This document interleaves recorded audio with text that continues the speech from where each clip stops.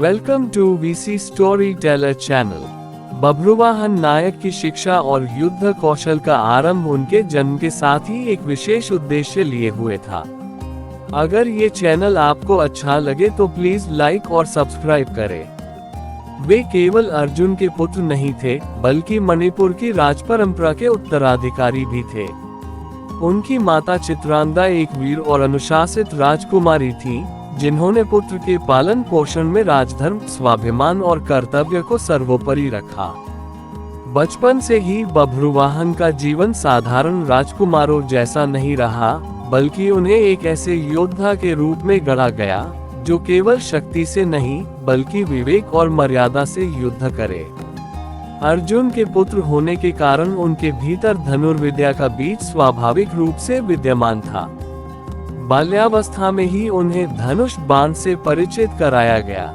प्रारंभ में ये केवल खेल जैसा था, पर शीघ्र ही वह खेल कठोर अभ्यास में बदल गया। वीडियो अच्छी लगे तो प्लीज लाइक और सब्सक्राइब करें। गुरुओं ने उनकी प्रतिभा को पहचाना और उन्हें शस्त्र संचालन की बारीकियां सिखाई। धनुष को साधना, लक्ष्य पर एकाग्रता रखना, श्वास और मन को नियंत्रित करना, ये सभी गुण उनके दैनिक अभ्यास का हिस्सा बन गए। बभ्रुवाहन के लिए धनुर्विद्या केवल शत्रु को परास्त करने का साधन नहीं थी, बल्कि आत्मसंयम और धैर्य की साधना थी। उनकी शिक्षा केवल युद्ध तक सीमित नहीं रही। उन्हें नीति, राजधर्म, इतिहास और शास्त्रों का भी गहन ज्ञान दिया गया। गुरुओं का मानना था कि बिना ज्ञान के शक्ति विनाश का कारण बन सकती है। इसलिए बभ्रुवाहन को सिखाया गया कि युद्ध कब करना है और कब नहीं, विजय से अधिक महत्वपूर्ण धर्म की रक्षा होती है। इस संतुलित शिक्षा ने उन्हें एक विचारशील योद्धा बनाया, जो हर निर्णय लेने से पहले उसके परिणामों पर विचार करता था। युद्ध कौशल के अभ्यास में बभ्रुवाहन ने विभिन्न शस्त्रों में दक्षता प्राप्त की। तलवार, भाला, गदा और ढाल सब पर उनका समान अधिकार था, परंतु धनुष बाण में उनकी विशेष निपुणता थी। वे चलते लक्ष्य पर भी सटीक प्रहार कर सकते थे और युद्ध भूमि में उनकी दृष्टि कभी विचलित नहीं होती थी। उनके गुरु बताते थे कि बभ्रुवाहन की सबसे बड़ी शक्ति उनका धैर्य था। वे क्रोध में आकर कभी भी वार नहीं करते थे। मणिपुर की वनभूमि और पर्वतीय क्षेत्र उनके प्रशिक्षण का प्राकृतिक विद्यालय बने। वहां उन्होंने वास्तविक परिस्थितियों में युद्ध का अभ्यास किया, घने वनों में छिपकर आक्रमण करना, शत्रु की चाल को समझना और कम संसाधनों में भी स्वयं को सुरक्षित रखना।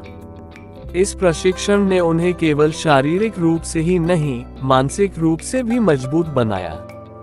वे कठिन परिस्थितियों में भी शांत रहना सीख गए। वीडियो अच्छी लगे तो प्लीज लाइक और कमेंट करें। अर्जुन से प्रत्यक्ष शिक्षा उन्हें लंबे समय तक नहीं मिल सकी, पर पिता की वीरता और कीर्ति उनके लिए प्रेरणा का स्रोत बनी रही। वे अर्जुन को आदर्श मानते थे, पर उनका लक्ष्य केवल उनके समान बनना नहीं था, बल्कि अपने कर्तव्यों को पूर्ण निष्ठा से निभाना था। इसी कारण उनके युद्ध कौशल में अहंकार का स्थान नहीं था, बल्कि विनम्रता और अनुशासन प्रमुख थे।